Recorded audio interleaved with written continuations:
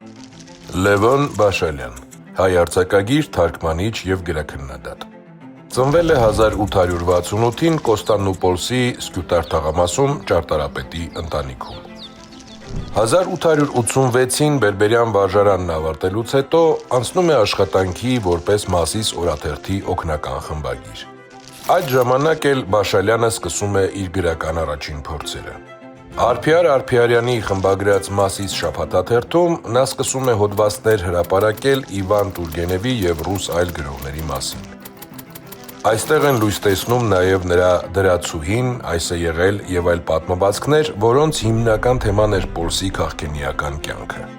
1895-96 թվականների Համիդյան ջարդերից փրկվելու համար Բաշալյանը տեղափոխվում է Փարիզ, այնուհետև Լոնդոն,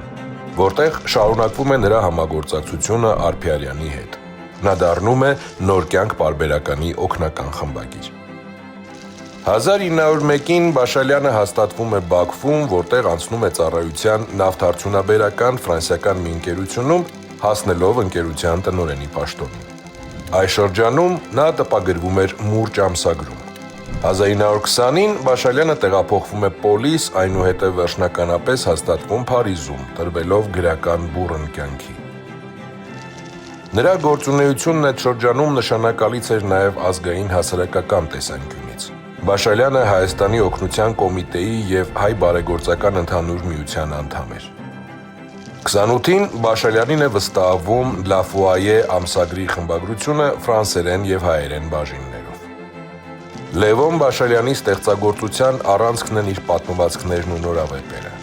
1943-ին դրանք ամփոփվում են գրողի երկերի առաջին հատորում Արշակ Չոբանյանի առաջաբանով։ Հենց այդ տարի էլ Բաշալյանը հեռանում է կյանքից Ֆրանսիայի Վիշի քաղաքում։ Բայց ահա երթիգի մտակ սեղան մը գտեսնես, բազմություն մը նստած է անոր չորս փոլորդիկը, մեծ մայրը իր զավգներով, հարսներով, թորներով, գաղանթի սեղան մն է ասիգա, բայց ոչ նորդարի հացկավրան, ոչ բդուղներու գույդը, ոչ մեղր ու ոչ քինի, թոնիրին մեջ գրագը մարած է շադոնց, կանթեղմը գբլբլա միայն անգյունմը, ու անոր դադանոտ լույսն է միայն գենթանի այստեղ, որովհետև այդ բոլոր մարդիկը չեն խոսիր, չեն երերար, չեն նայիր, աչքերս կհարեմ, մերած են։